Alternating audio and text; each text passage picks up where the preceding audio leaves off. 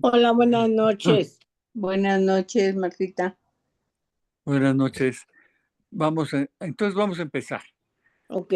Miren, lo que estábamos viendo, primero les digo, lo que quiero explicarles, transmitirles, porque no es explicarles, es cuál es el hilo conductor de la historia de la salvación del pueblo, que es nuestra propia historia. O sea, quiero que vean la dinámica de la salvación más que los conceptos y las ideas. Los nombres se los menciono porque para que vean ustedes cómo va sucediendo eso dentro de la Biblia.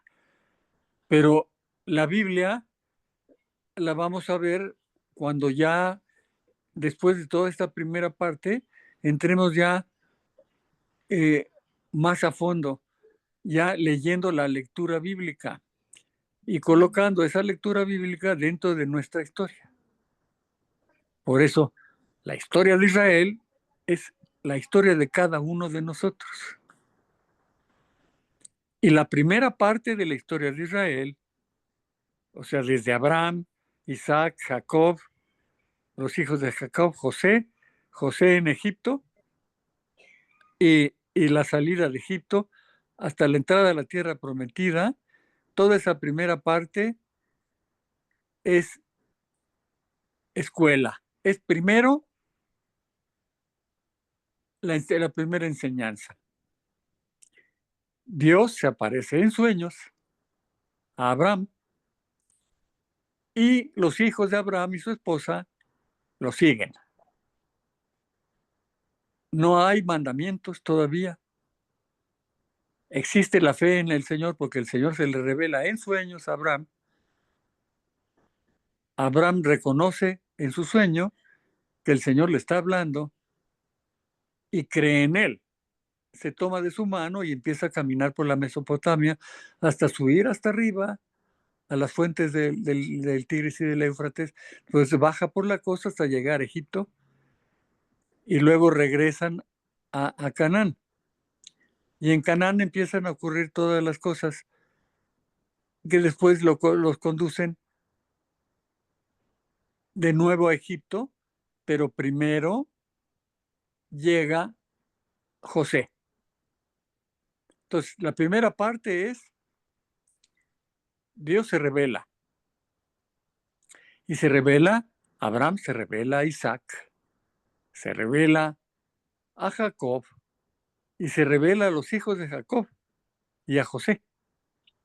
Entonces, pero esa revelación no es todavía los mandamientos, que es la primera alianza.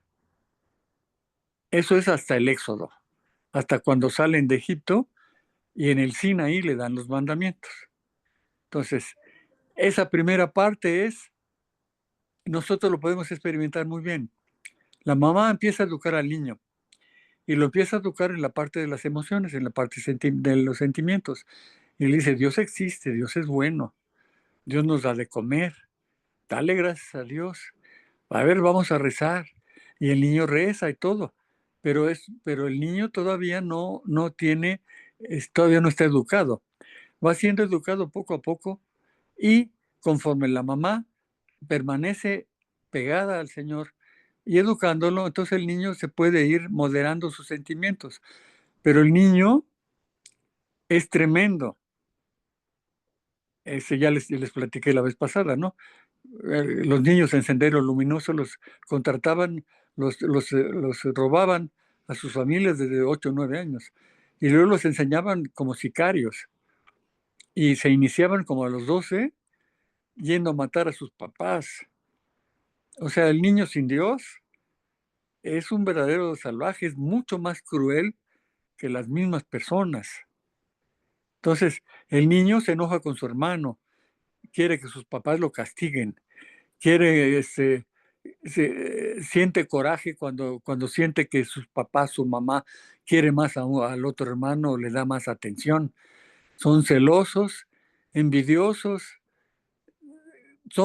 tienen los instintos, la parte corporal, la química. Si la mamá se pega a Dios y el niño ve lo que hace la mamá y el papá. Entonces los niños, dice la Biblia y dice la psicología, los niños aprenden lo que viven, no lo que les dices, sino lo que viven. Pero son tremendos. Esa primera historia es la primera parte del pueblo, la historia del pecado. Desde la prehistoria en Adán y Eva, que Adán le echa la culpa a Eva, cuando el Señor le dice, te escondiste porque estás desnudo, ¿que acaso comiste del árbol que yo, la mujer que tú me diste me dio de comer y comí? Entonces se voltea y le dice a Eva, ¿es cierto lo que dice? La serpiente me engañó. Total, nunca aceptan culpa Sí. y lo que hacen es rebelarse, quieren ser como Dios. Prehistoria. Ese es el secreto del pecado. Pero eso es en Abraham igual. Abraham sabe perfectamente que cuando Dios le habla, entonces sigue caminando, pero cree en otros dioses también. Y no abandona a esos otros dioses. Cree en Yahvé y camina con él, pero va viendo y va cogiendo de todos lados las, las mitologías, o sea, las leyendas, los conceptos de los otros pueblos. Pero el Señor los va enseñando poco a poco y el Señor los va haciendo cambiarlos.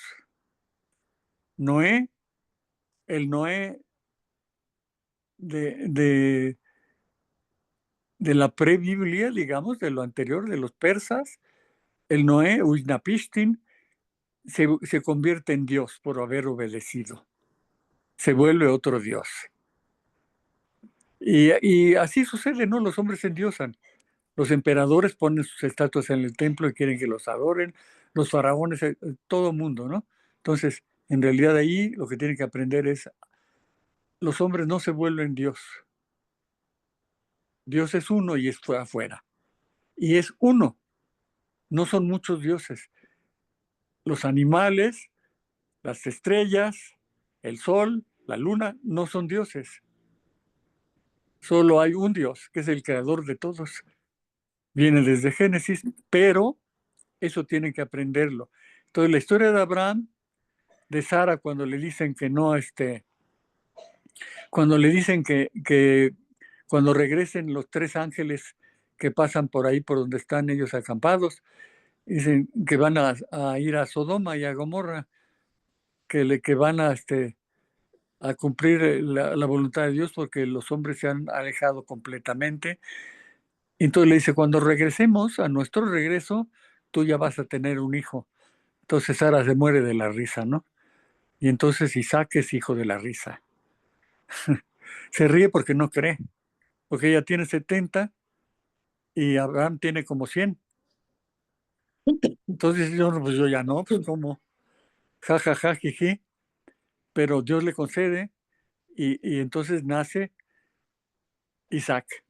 Pero antes de eso, ya ella se había desesperado, ya ella no tenía periodo, ya no era Estéril. fecunda, ya no era fecunda, Ujú. y entonces ya no creía.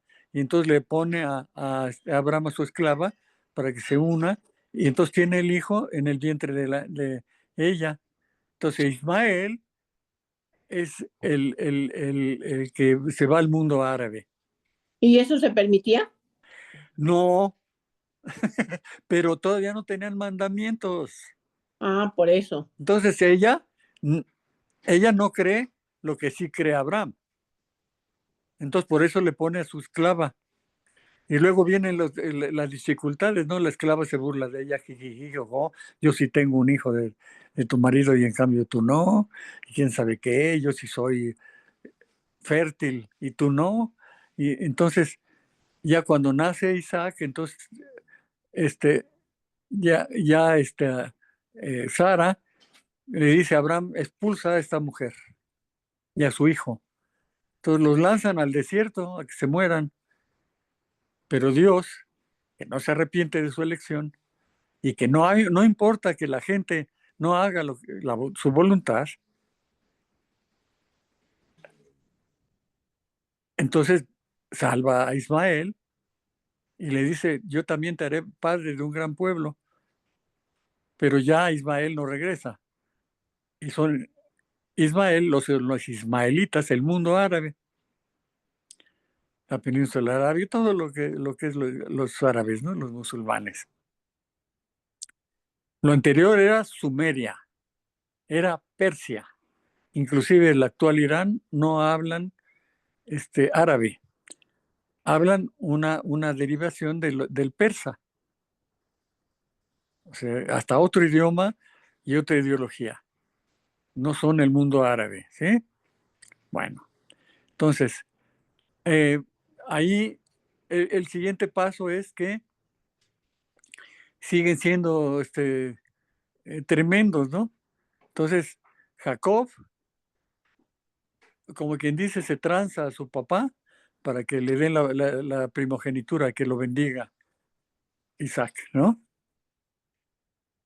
Y y Esaú se enoja y entonces él tiene que huir.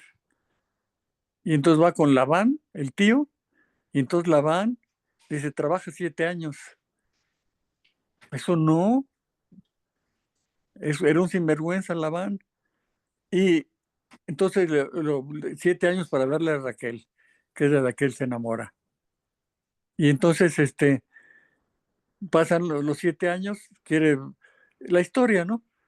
Entonces en la noche de bodas le ponen a Lía, que es la primera, la más grande, y entonces consuma el matrimonio. La consumación del matrimonio era el acto sexual. No Gerardo, había, no era contratos, no era, mande. perdón, Sí, una pregunta. ¿Ya empezamos el tema? Porque no hemos ya hecho, empezamos, ya empezamos. pero no Pues, hemos hecho la alabanza ni la introducción al tema, ni nada. pues sí, La alabanza ni la oración al Espíritu Santo. exactamente, creo que la regamos. Vamos a hacer la invocación si quieren. Pero, ¿sabes qué? Bueno, lo que pasa es que se va a cortar un poco el tema. Bueno, Es que ahí la regué yo, ¿eh? O sea, tienes toda la razón. Teníamos que haber invocado primero al Espíritu Santo. Vamos a invocarlo dentro de nuestro corazón, ¿sí? Y después al final hacemos una oración. sí, Tienes toda la razón, ¿eh? Debíamos haber empezado por eso. Y sí, me lancé yo ahí, bueno, Con la clase. con la clase. Entonces, pero sí, ahorita es importante que no perder el hilo, ¿sí? Entonces ahí, qué es lo que ocurre? Le ponen a Lea y entonces le dicen, cuando se enoja, le dice, no, bueno, también te doy a Raquel. Eso no es la voluntad de Dios. En el Génesis decía, hombre y mujer los creó. Un hombre con una mujer para siempre. Un hombre con una mujer para siempre. O sea, no es varias parejas y todo como tú quieras, no es bigamia ni es monogamia, es un solo hombre con una sola mujer. Y ahí desobedece, ¿sí? Entonces, primero tiene hijos con Lea, luego tiene hijos con la esclava de Lea, luego tiene hijos con Raquel, después de ganar, después de trabajar otros 7 años, y después los hijos de Raquel tiene otros hijos, otros dos con la esclava de Raquel. Entonces, la historia de Abraham, Isaac y Jacob es la historia del pecado, de cómo el hombre se desvía de la voluntad de Dios, pero aún no hay mandamientos. O sea, Dios siempre se compadece de su pueblo. No mata a los hijos de Jacob. Y los 12, los de Lea, los de Raquel y los de las 12 esclavas, se vuelven las 12 tribus. O sea, sigue siendo el pueblo de Dios. Y también ahí viene cuando Jacob quiere por su propia iniciativa subir al cielo. Entonces tiene el sueño aquel en que suben los ángeles y bajan. Entonces él se quiere subir. y entonces se cuelgan de su talón. Y sube y baja y lucha y permanece toda la noche luchando, y entonces le cambian el nombre. En lugar de Jacob se llama de ahí en adelante Israel, que es fuerte con Dios o fuerte contra Dios. Una cosa rara intermedia, ¿sí? Pero es Jacob el que quiere por su propio medio llegar a Dios. Pero Jacob está considerado como uno de los grandes santos, porque el Señor, a pesar de sus infidelidades, a pesar de su creencia en otros dioses, a pesar de que tiene, cuando sale de Harán, donde estaba Labán, se lleva los dioses la esposa se roba lo de los dioses. O sea, realmente el problema es que son pecadores. Y es la historia del pecado. Pero está la historia también de que Dios se comunica con su pueblo, sobre todo por los sueños. Entonces, todos ellos, a través de los sueños, reciben mensajes de Dios. Y José culmina todo eso con el mensaje de Dios, ya toda la historia de José que les he platicado. Los hicsos llegan a Egipto, y son faraones, y entonces, como él es de su especie y le adivina, le interpreta los sueños, entonces lo pone como visir. Entonces se queda ahí, las 7 vacas gordas, une los granos, y después su misma gente, Jacob y los otros 11 hermanos, tienen que bajar a Egipto para comprar comida, porque no había comida, la gran sequía en el mundo, y entonces bajan y no los reconoce. ¿Se acuerdan? Toda la historia de Jacob, todos ustedes saben la historia de José el soñador, ¿no? Entonces, hasta ahí, entonces se quedan en Egipto, y en Egipto se quedan 400 años,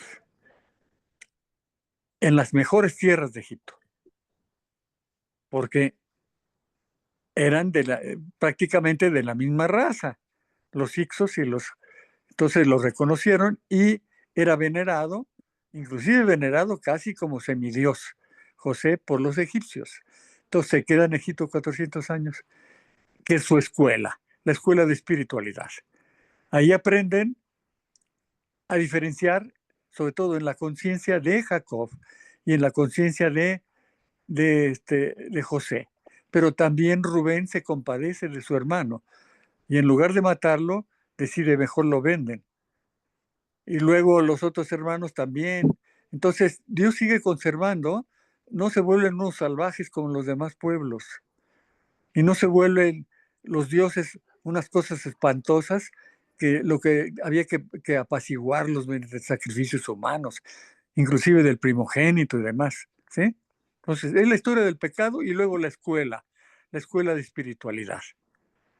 En el libro de los muertos están las confesiones positivas. Si quieres pasar a la vida eterna, da de comer al hambriento, da de beber al sediento, vista al desnudo, las obras de misericordia, y creen en dioses, pero no, los dioses de Egipto no son destructores como los dioses de los otros pueblos. Entonces, estudian espiritualidad, pero se llenan de un montón de dioses. Entonces, en la escuela es la entrada, el uso de razón del pueblo de Dios y de nosotros. O sea, la estancia en Egipto puede ser un ejemplo de eso. Y luego, Dios decide sacarlos de Egipto porque están demasiado contaminados con los otros dioses. Entonces, se restaura la monarquía, los faraones egipcios. Entonces, Ramsés los apresa y los hace esclavos. Pero la esclavitud grande, lo que quería Dios hacer, y por eso los saca de Egipto mediante Moisés, es que estuvieran nada más en un lugar donde nada más había un solo Dios, donde no había ni el desierto. Ahí no hay ningún otro Dios, dependen completamente de Dios para su alimento, el maná, para su agua, las que sacaban de las mismas rocas, las perdices, que todas las tardes pasaban para que ellos pudieran cazarlas y comer carne. Y como culminación de toda esta historia, Dios les da sus mandamientos. El cariño más grande de Dios es los mandamientos, que son una guía de cómo fueron creados y qué es lo que Dios les señala para que vivan bien en paz y no sean enemigos unos de otros y vivan de acuerdo a la ley de Dios que está escrita en la ley natural, en los miembros de ellos. Entonces, pero cuando baja del Sinaí, ve que están adorando a un becerro de oro. Los que salieron de Egipto, en 40 días que estuvo Moisés en el monte Sinaí, se desesperan y entonces hacen su propio ídolo y lo empiezan a adorar. Entonces hacen su bacanal ahí y hacen su... Entonces, cuando baja Moisés y los ve ahí en tremendo problema, entonces rompe las leyes y entonces les hace tragar funde el oro del becerro de oro y se los hace tragar y está furioso Moisés, pero le piden perdón, se tiran al suelo, él dice, no, no, no, ya queremos regresar a Yahvé, ya queremos, y entonces sube otra vez Moisés y les da los mandamientos en definitiva, pero al regreso, ¿qué hace Moisés? Él dice, vamos aquí, ya llegamos al punto de la decisión. Los que quieran seguir a Yahvé, a su derecha. Los que quieran regresar a Egipto, a su izquierda.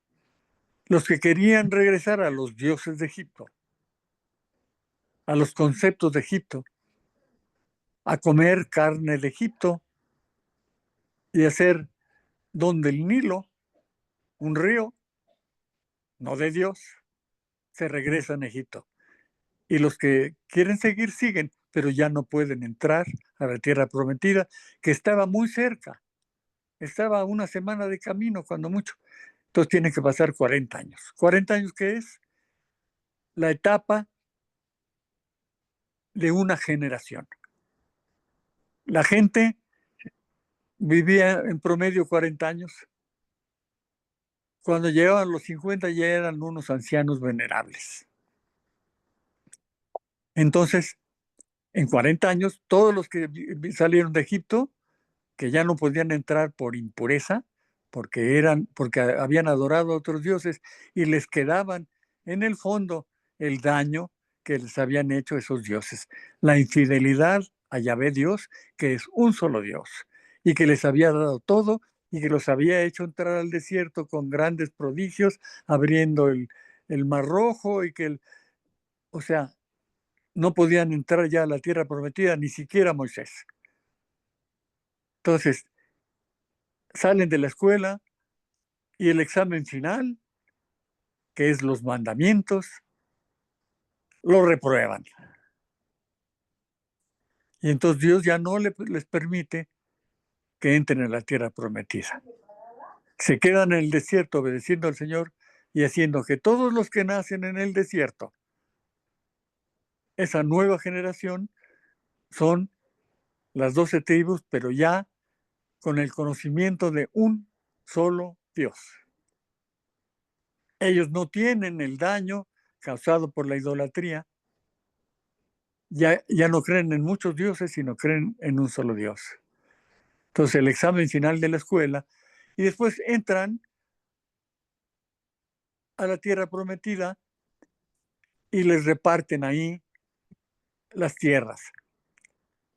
Pero antes quiero decirles, si ustedes leen, si tienen la curiosidad de leer Génesis 49, van a ver el testamento de Jacob. Jacob, el papá de José, antes de morir, les dice a cada uno, les deja un discurso. Entonces ya dice Isaacar, habitará la zona de la costa, desde Egipto hasta las fuentes del Tigris y del Éufrates. Y Zabulón y Neftalí también. El que está más al norte, más cerca de Harán, o sea, más cerca de las fuentes del Nilo, en la actual Armenia, ya casi Rusia, en la actual, él va a tener también esas tierras. Y luego él mismo dice que José se va a quedar ahí, pero que quiere que lo entierren ahí. Y entonces, que lo entierren en su tierra, que suban hasta la tierra prometida y lo entierren en Macpelá, que era donde compró Isaac, donde compró Abraham, y donde enterraron a Abraham, a Isaac, y donde enterraron también a Rebeca. Entonces, ahí quiere que lo entierren. Y les dice que las dos tribus que van a reemplazar son los hijos de José. José se queda en Egipto porque no lo dejan salir. Lo veneran casi como un dios, porque estuvo tantos años a cargo. Entonces, él muere de 100 y tantos años, pero entonces dice que Efraín y Manasés, los hijos que van a entrar en la tierra prometida, y que a Leví, que es la tribu sacerdotal, no le va a tocar tierras, sino van a estar al servicio del Señor, al servicio de Yahvé.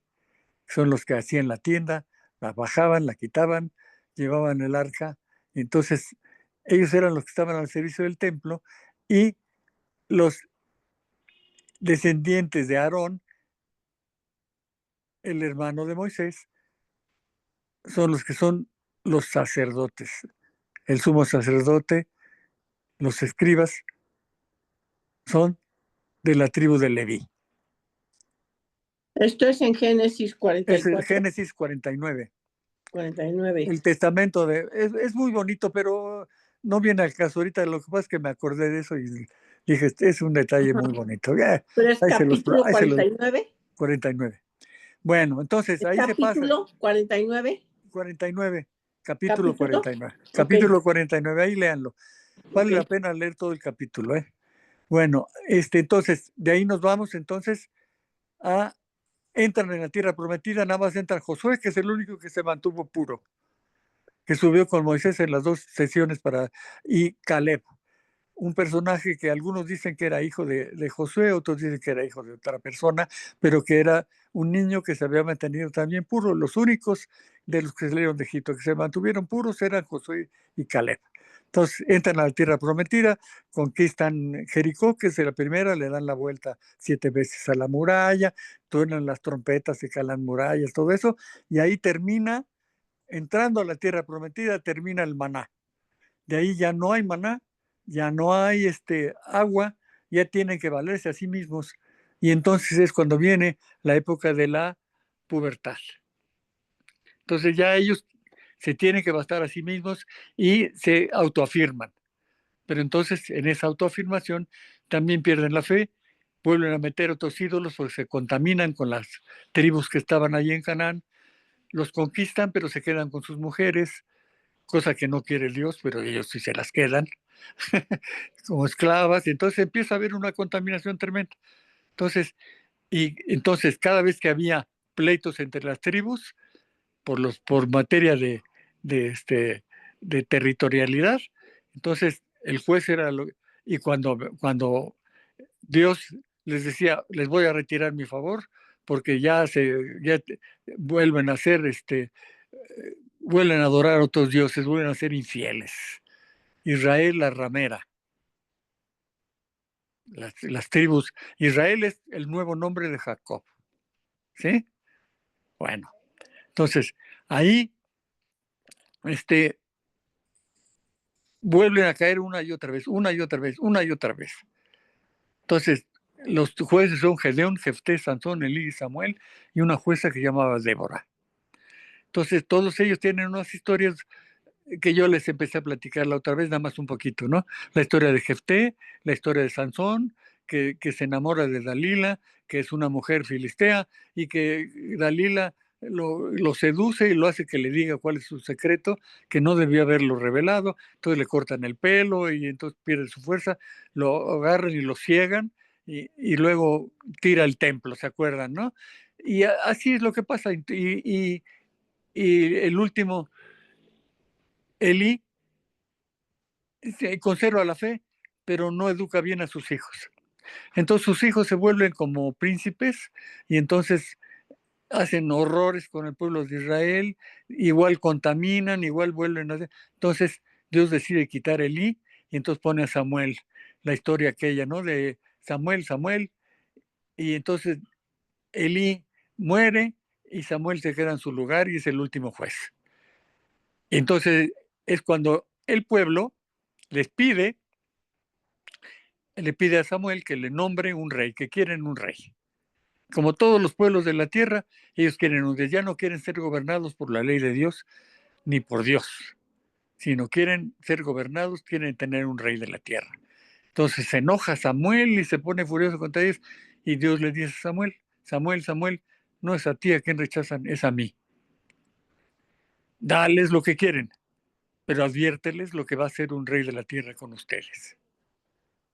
Entonces fíjense, ahí realmente la pubertad se termina y una vez que ya se quieren valer a sí mismos y se equivocan por eso, entonces ya luego quieren ya independizarse de Dios. Entonces, esta primera parte del reino es precisamente el independizarse de Dios. Quieren tener su propio rey. Ahí es donde entra realmente el pecado ya con conciencia. ¿Por qué? Ya pasaron con todas las revelaciones de los sueños, con todas las vicisitudes de Abraham, Isaac, Jacob, José y el pase a Egipto, ya estuvieron en la escuela, ya estudiaron espiritualidad, ya fueron educados en cierta forma, ya entraron a la tierra prometida los que habían permanecido puros. Pero entonces, ya en la entrada a la tierra prometida, se quieren autoafirmar, entonces ya se valen a sí mismos. Ya no dependen de Dios para el maná ni para ya dependen de ellos mismos. Entonces se mezclan con otros dioses, empiezan a creer otra vez en otros dioses, empiezan a poner los dioses en el templo, a pedir y entonces se equivocan, Dios les retira el favor, vienen otra vez otros pueblos y los atacan y los derrotan, y entonces le piden a Dios, y entonces les nombra un juez, vuelven a levantarse, vuelven a poner nada más el arca de la alianza, y ya no adoran a otros dioses, pero se vuelven a equivocar, se vuelven a mezclar, vuelven a hacer lo mismo, o sea, igual, pero es en la reafirmación de sí mismos. ¿Sí? El uso de razón, la pubertad. Pero cuando ya llegan y les piden que le nombre un rey, entonces viene ya la época del pecado con conciencia. O sea, ellos ya saben que Yahvé es el único Dios. Ellos ya les dieron la tierra prometida. Ellos ya, cada vez que lo necesitan, Dios los ayuda y los ayuda a reconquistar la tierra. Ya, o sea, Dios les da y saben que es el único Dios. Pero quieren mandarse a sí mismos. Entonces ahí empieza ya el pecado con conciencia. ¿Qué es el pecado con conciencia? Y ahí vamos a entrar un poco en la doctrina de la iglesia. ¿Cuáles son las condiciones para que sea pecado? Materia grave, pleno conocimiento y pleno consentimiento. Materia grave, ¿cuándo es materia grave? Cuando la infidelidad es a Dios. Y cuando tú quieres hacer lo que quieres. Y lo haces, ¿no? Nosotros, por ejemplo, vamos a la escuela, ya sabemos, ya entramos a la catequesis, ya tuvimos catecismo, ya sabemos qué y todo. Sin embargo, de repente aparece por ahí una muchacha de muy bonitas formas o un hombre alto y rubio, de ojo azul, y entonces entras en tentación. ¿Y qué pasa? Sabes que el adulterio no lo quiere Dios. Sabes que es un pecado mortal. Y sin embargo dices, sí quiero hacerlo. Y lo haces aún sabiendo que es contrario a la voluntad de Dios. Sabes, o sea, pleno conocimiento, y quieres, conscientes, aun cuando no es lo que debe ser. Dices, robar es malo. Lo sabes. ¿Cuándo es más grave? Si tú le robas a tus papás, a tu mamá que descuida y deja por ahí un cambio, te clavas los cambios, en realidad no estás poniendo en peligro de hambre a tu mamá o a tu papá, pero sin embargo es una mala actitud. Cuando entras al supermercado y te clavas un chocolate, ¿sí? Cuando ya sabes que está mal, bueno, eso es pecado. Pero la materia grave depende del daño que hagas a la persona a la que estás robando. ¿Sí? Pero vamos a hablar de materia grave y vamos a situarnos en el mandamiento de que destruye a la familia. Cuando no obedecemos, cuando cometemos adulterio. Entonces, dice Jesús, y tenemos que tener en cuenta el paralelo, ¿sí? Dice Jesús, dejará el hombre a su padre y a su madre y se unirá a su mujer. Y serán una sola cosa, no dos cosas, sino una sola. Si el hombre que se separa de su mujer, dice, ¿qué te decía Moisés? Que sí, nada más le tenemos que dar un escrito de repudio. Pues yo les digo, el que se separa de su mujer y se casa de nuevo, comete adulterio. La mujer abandonada que se separa de su marido, que se vuelve a casar, comete adulterio. O sea, Jesucristo lo deja perfectamente claro. Pero entonces viene el chamuco, viene el demonio y le dice a la mujer, oye, pues es que, ok, te equivocaste. Quisiste como el pueblo de Israel, quisiste en un momento dado, dice, yo quiero elegir a mi reyesito. Entonces, pues no es que estés rechazando lo que te dice tu mamá o tu papá. Lo que te dice Dios, te advierte todo el mundo y te dice, oye, fíjate, si tienes diferente educación, si tienes diferente religión, fíjate lo que estás haciendo. No, pues no, yo quiero y porque ellos no lo conocen y yo lo voy a cambiar. Entonces se equivoca y se casa en contra de la opinión de su papá, en contra y además sin consultar a Dios, porque no tenemos la costumbre de cuando te vas a tomar una decisión tan grave como esa, de casarnos, no tenemos la costumbre de acercarnos al sagrario y preguntarle al Señor, Señor, ¿quieres? ¿Es tu voluntad? ¿Este hombre es el que tú me tienes designado? Y hacer caso, porque Dios habla por conducto de tus padres, por conducto de tus amigos o tus amigas, por conducto del sacerdote, por conducto de los hermanos de comunidad. Pero si tú quieres, la voluntad es señora, y dice, quiero. Bueno, quieres, te casas. Y después, tal cual te habían advertido, el matrimonio es algo terrible. Y entonces tienes ahí un demonio que se emborracha, que te pega, que te maltrata física y a veces hasta físicamente o moralmente, te desprecia y te tiene a un lado, no se da cuenta de que que tienes la misma dignidad y entonces se destruye el matrimonio. Y entonces dice la mujer. Es un ejemplo, porque también ocurre con el hombre, es lo mismo. Dice la mujer, yo tengo derecho a ser feliz.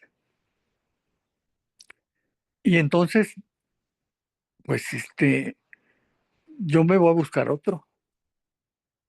Pero si ya estás casada, pues, a mí me digan lo que me digan, yo tengo derecho a ser feliz. Bueno, entonces cásate por el civil o no te cases, arrejúntate. Pero entonces el problema es grave. ¿Sí? Te casas, en primer lugar, te separas porque sabes que Dios no tiene permitido, o sea, te comulgas, dejas de tener el alimento y empiezas a hacer tu voluntad. Y como haces tu voluntad, entonces empieza a haber un tremendo problema. Y luego, ¿cómo vas a educar a tus hijos y decirles, no, esto no debe hacerse? Tú no debes unirte con otro hombre.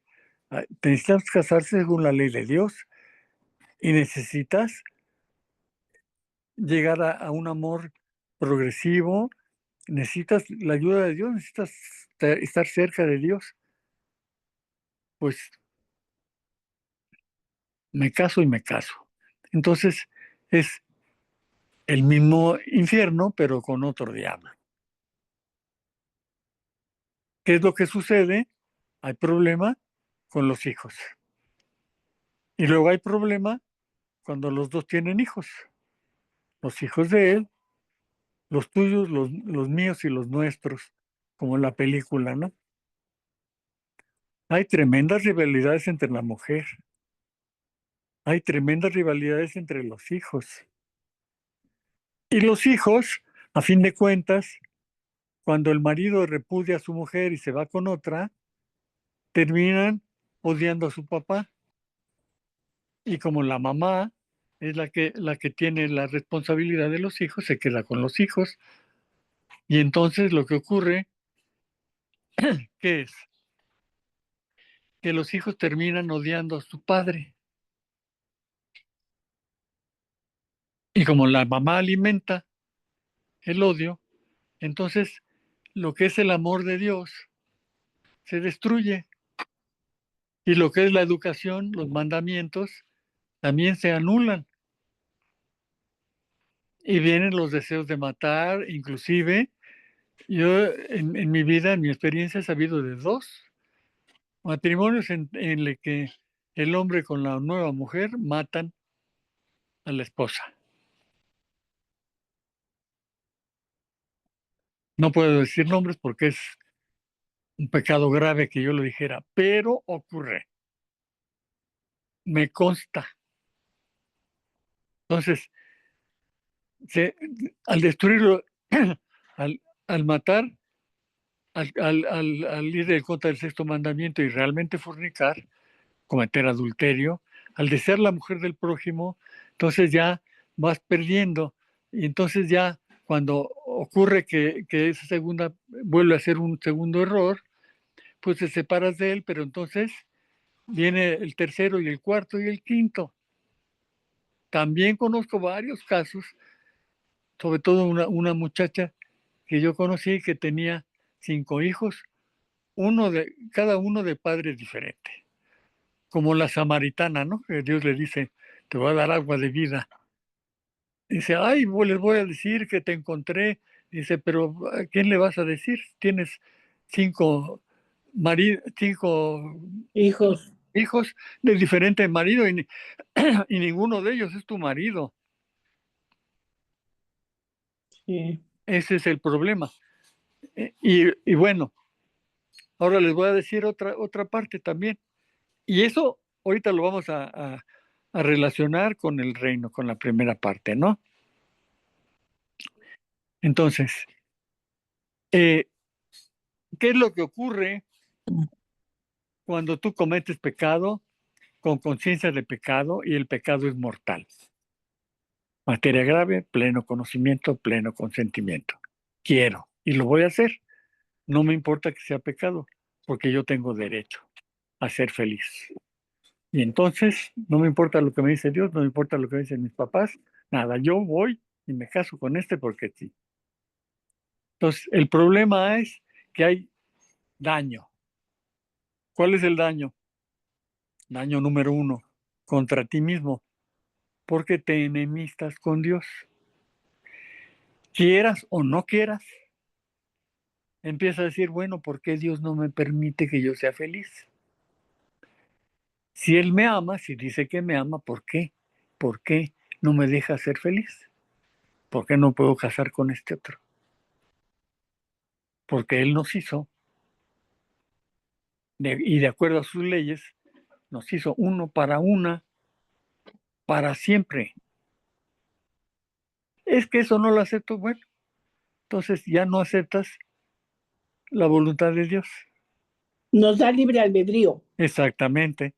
Entonces ya no aceptas la voluntad de Dios, sino es tu voluntad por encima de la de Dios. Entonces daño a tu persona, te enemistas con Dios. Sobre nuestras propias consecuencias. Exactamente, te enemistas con Dios. Luego, el daño es a la otra persona, porque la otra persona también está en el mismo caso y también el problema es la persona que pecó contigo también está dañada, también se enemista con Dios. Sí. Es un daño. Luego, los hijos, tremenda cosa. ¿Sí? Ayer les he platicado. El daño puede ser bastante más grave. ¿Por qué? Cuando la mujer se une a un hombre que no es el papá, entonces muchas veces esa pareja se mete con la hija, con la niña. Y ya les he platicado en el retiro. Una persona que en el retiro nos platicó y luego en comunidad, me tocó arrancar su comunidad, y nos platicaba que su mamá se unió a otro hombre, tuvo una pareja, y cuando ella tenía 12 años, y el hombre la visitaba en las noches. Entonces la violaba una y otra y otra y otra vez. Y ella estaba con pánico porque no quería, pero además ni siquiera quería, no tenía miedo de decirle a su mamá. Y un día tomó vuelo, se animó y fue y le dijo a su mamá, fulanito me visita todas las noches. Y entonces la mamá le dijo, perdón por las palabras, pero así le dijo, eres una puta, te metes con mi hombre y todavía tienes el descaro de venir a decirlo. Él no es así, tú lo sedujiste. Y entonces imagínate el trauma para la pobre niña, ¿no? Uh-huh. Se fue a vivir con su abuela o con una tía. Ella fue con una tía. Pero eso a ella le impidió realmente llegar a tener una pareja en forma adecuada. O también el caso, por ejemplo, el caso del padre Maciel, todo el mundo sabe, ¿no? Que siendo sacerdote y teniendo su seminario,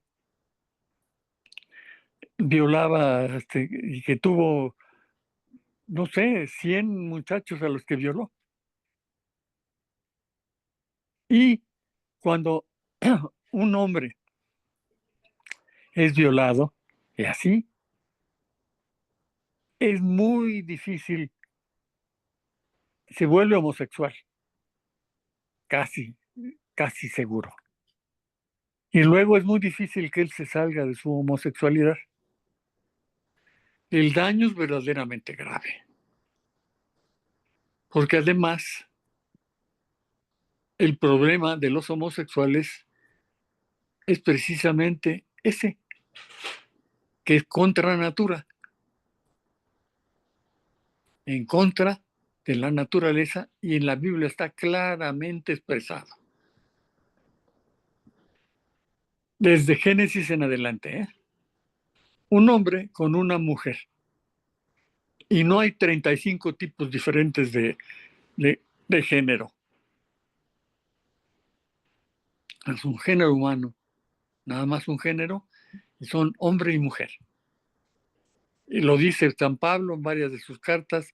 O sea, en todos lados. La Biblia está muy clara que la homosexualidad no se vale, ni de hombres ni de mujeres. Y el daño causado por violar a una persona así, a una niña, a un niño, es verdaderamente grave. Pone en peligro realmente de muerte en su espíritu, de peligro de condenación. Y como eso se repite, el que tiene ese problema lo causa más adelante. Él a su vez viola y hace cosas malas. El daño es verdaderamente grave. ¿Y qué más? Hasta la misma iglesia recibe el daño. Porque ya dicen, la iglesia católica, sí, cómo no, con los padrecitos pederastas.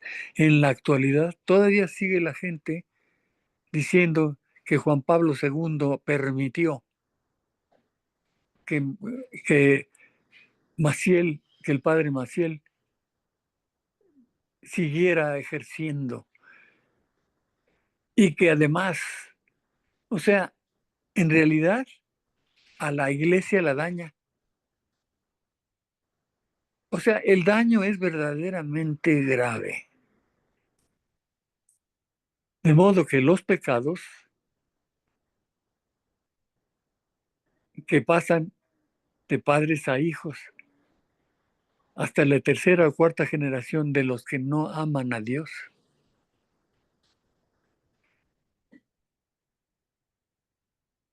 el problema principal es el daño. Con la confesión, el pecado es perdonado, pero el daño subsiste.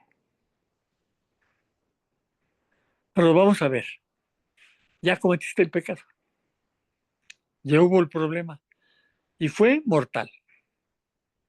¿Por qué mortal? Porque lo hiciste por tu voluntad, por tu libre albedrío, porque se te pegó la gana, sabiendo que estaba mal hecho, en contra de la voluntad de Dios.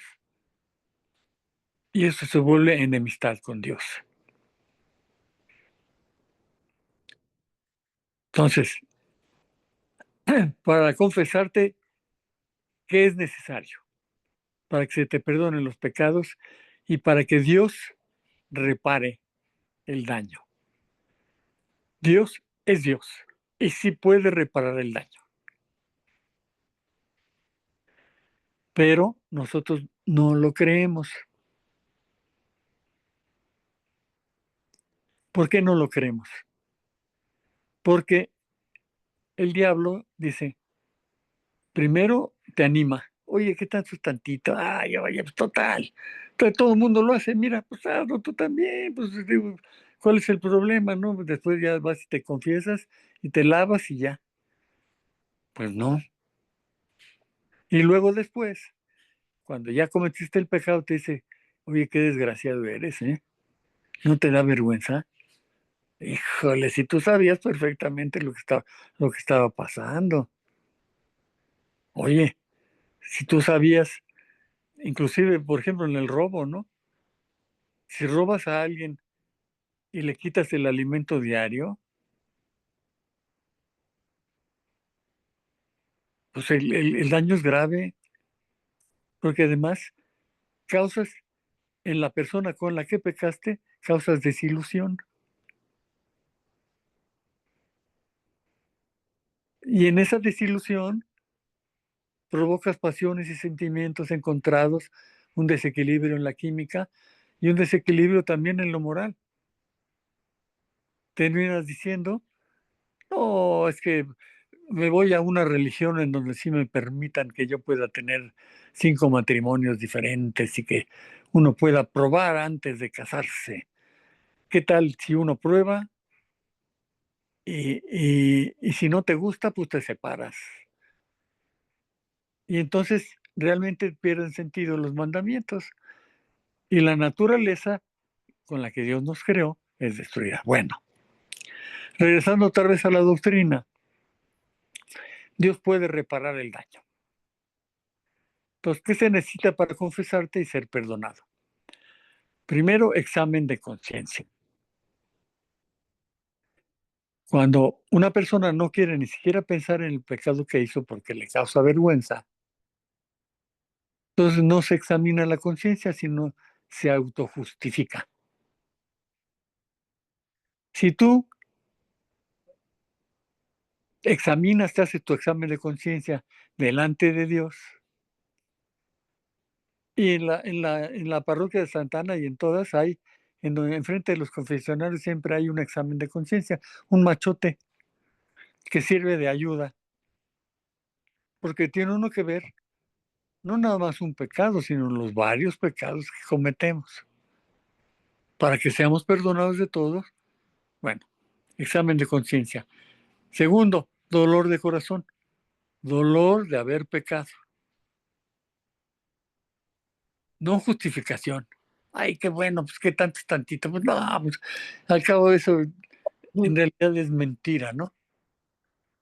Entonces, dolor de corazón necesita realmente que te duela haberte dañado tú, haber dañado a la otra persona y haber dañado a los parientes cercanos y haber dañado a la iglesia.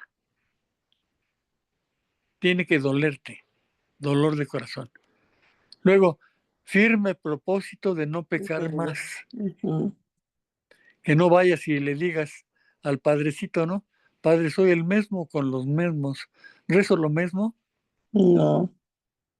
Tiene que haber arrepentimiento, verdaderamente, y tiene que haber el firme propósito de no pecar. Cristo dice, te perdono, vete y no peques más. Vete y no peques más. Y si tú,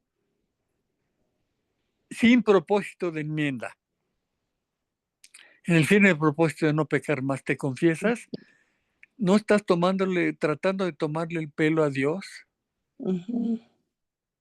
O sea, ¿para qué te haces tonto? Entonces, propósito de enmienda, luego confesión de los pecados de todos, no nada más de unos y de los otros, no. Te necesitas pedir perdón a Dios por los pecados y, por último, rezar la penitencia. La penitencia es para que Dios, que es poderoso y puede hacerlo, restaure el daño a la persona. Sí. Les voy a platicar. Desde el Antiguo Testamento está eso, ¿eh? Por ejemplo,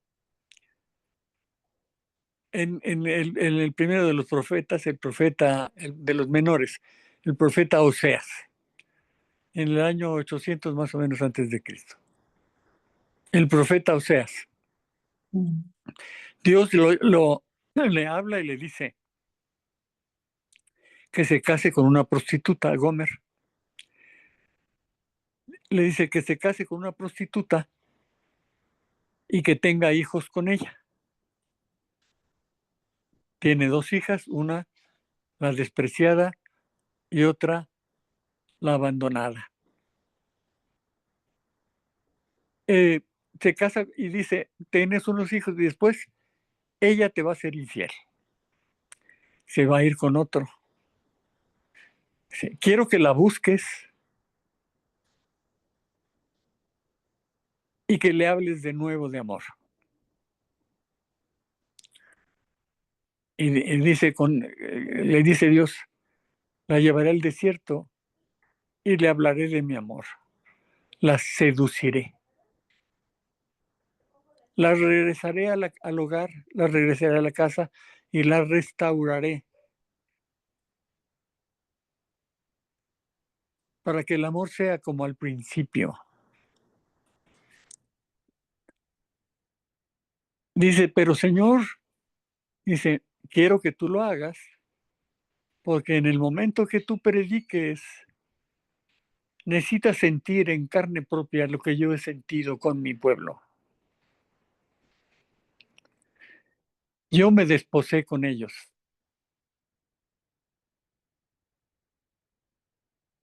Me desposé con Israel y a Israel es la ramera, la esposa infiel. Se fue con otros dioses. El dinero, el placer, el poseer, el parecer. Todos los pecados. Se fue con otros dioses, me fue infiel. Pero dile a mi pueblo, no me arrepiento de haberlo creado.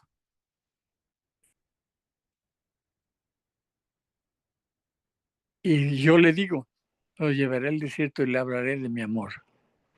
Lo restauraré. ¿Qué significa restaurar? Cuando regresa a la casa, le pones el anillo, le pones las sandalias como el hijo pródigo, mata el becerro y lo pones otra vez como el principio, como el primer amor. Dios perdona y restaura. Restaura si lo dejas. ¿Cómo va a restaurar a la persona?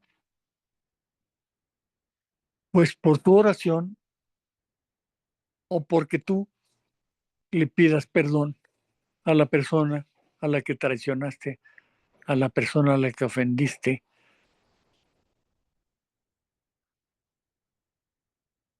A través de la misericordia se ablanda el corazón, porque es Jesús, que es una persona que pasa de persona a persona y sana y restaura y restablece. No lo creemos y por eso no lo hacemos. Y luego, muchas veces, por ejemplo, si yo he sabido de muchos casos, si yo meto a mi papá o a mi mamá al asilo, vendo su casa y me gasto el dinero, me robo, ¿cómo le voy a decir, oye, yo me robé tu dinero? Es que, ¿cómo le voy a hacer? Híjole, es que lo voy a hacer sufrir terriblemente y es que, ¿cómo le puedo hacer semejante cosa? Pues, si no puedes, a partir de hoy, empieza a orar por él primero. Si no crees lo suficiente, pídele a Dios fe. Pídele a Dios esperanza en la restauración de esa persona que tú dañaste. Pide a Dios perdón y súbete a la cruz con Cristo para pagar de alguna manera el dolor que tú le imprimiste a Jesús en la cruz. Murió por tu pecado y si el pecado es grave, le dolió. Ayúdalo a redimir a los hermanos y entonces ahí vamos permitiendo que el Espíritu Santo restaure el daño para que cuando esa persona llegue al cielo y nos vea allá adentro, no se quiera quedar afuera, porque ahí está ese desgraciado que me hizo la vida imposible. O esa que nunca me quiso perdonar.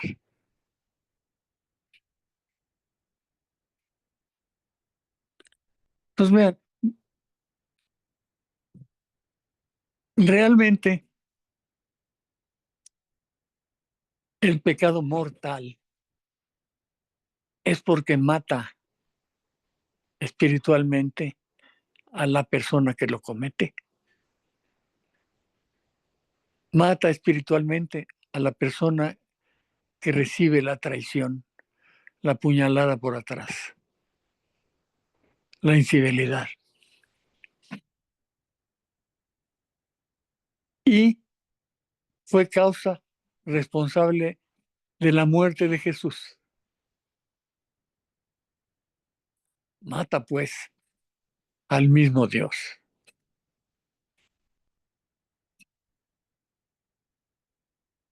Eso es el pecado mortal. Materia grave. Pleno conocimiento. Sí. Y pleno convencimiento. Quiero. No me importa nada. Y el problema es que esta actitud también conduce a cuando ya me metí y el pecado ya se apoderó de mí y está, entonces yo ya me cuesta mucho trabajo realmente arrepentirme, ya me cuesta mucho, ya empiezo a justificar y si no puedo justificar, entonces mejor ni pienso en él. Y para no pensar, me emborracho, me meto drogas, cocaína, cristal, para no pensar. Entonces, esos sufrimientos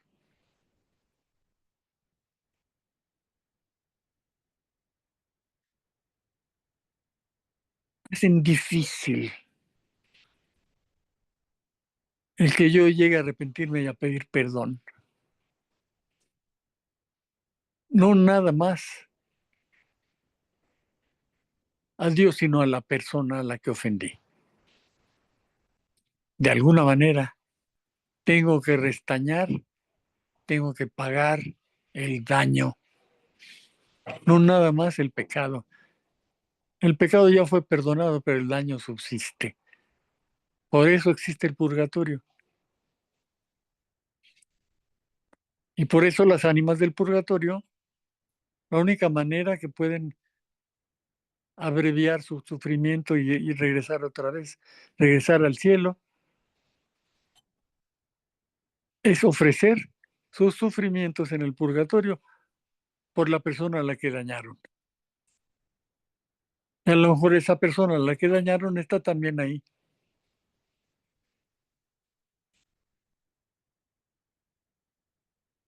Entonces, el pecado en Israel fue ese, ¿no? Primero, quieren su rey. ¿Y qué les dan? Saúl.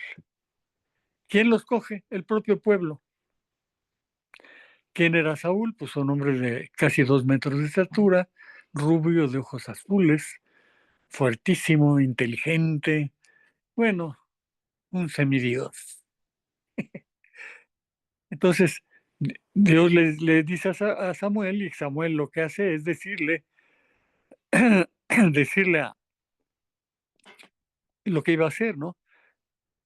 Va para atacar, a defenderse de otros pueblos, va a hacer leva y se va a llevar a tus hijos y los va a poner al frente de la batalla y él va a estar atrás y no te va a llevar a tus hijas como sirvientas a su casa, te va a cobrar impuestos, cuando no te va a permitir que reclames nada, o sea, todo lo que hacen los falsos dioses, ¿no? O el reyesito, o la reinita en la tierra, ¿no? Entonces,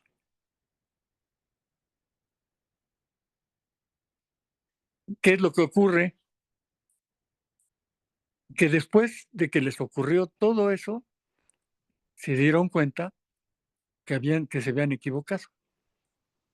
Entonces fueron a decirle a Samuel, oye Samuel, fíjate que tenías razón. En realidad sí tuvimos razón, nómbranos otro rey.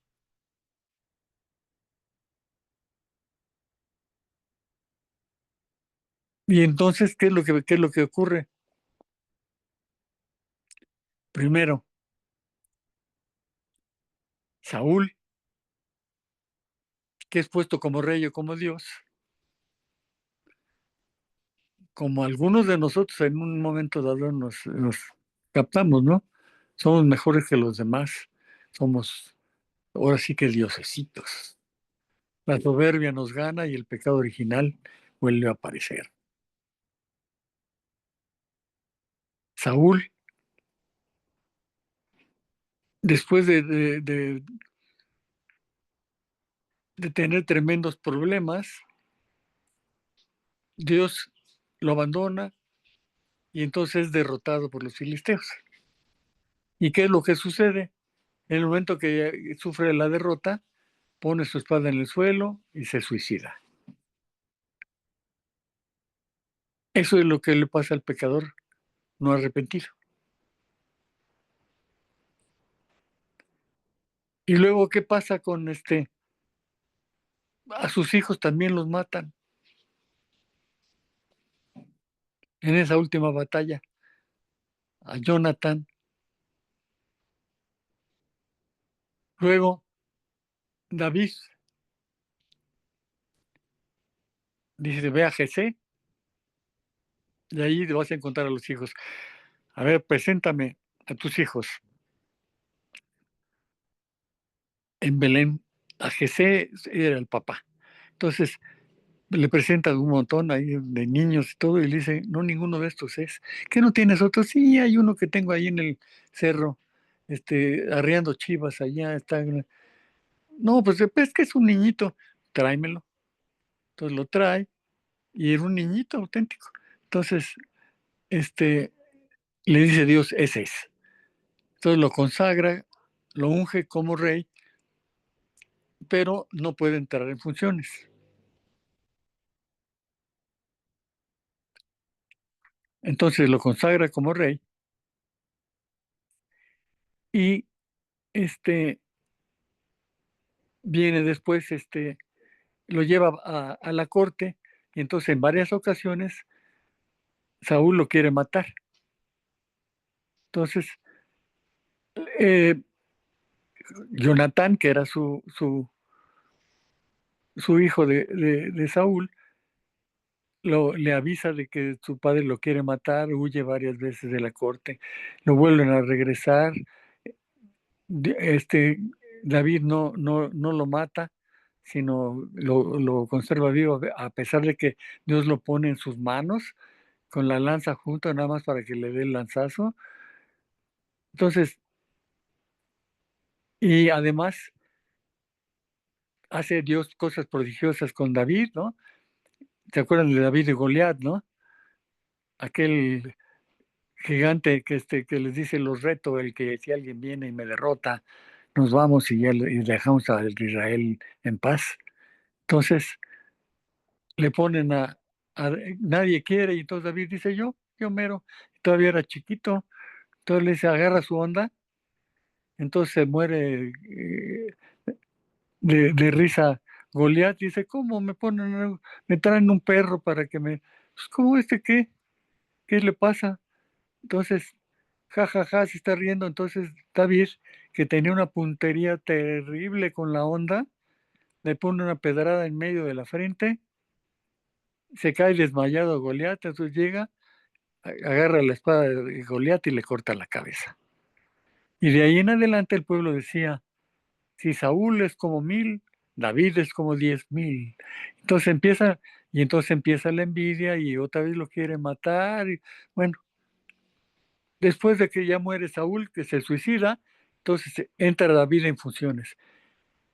Y David, que era maravilloso y que era un buen hombre, que quién sabe qué, quién sabe cuánto, empieza a tener más mujeres. Dice la Biblia dice la Biblia Es, que tenía 700 mujeres. órale, Órale. pues sí. Y, y No sé ya, si gustes, Gerardo, ahí le estamos paramos. en el año 1000.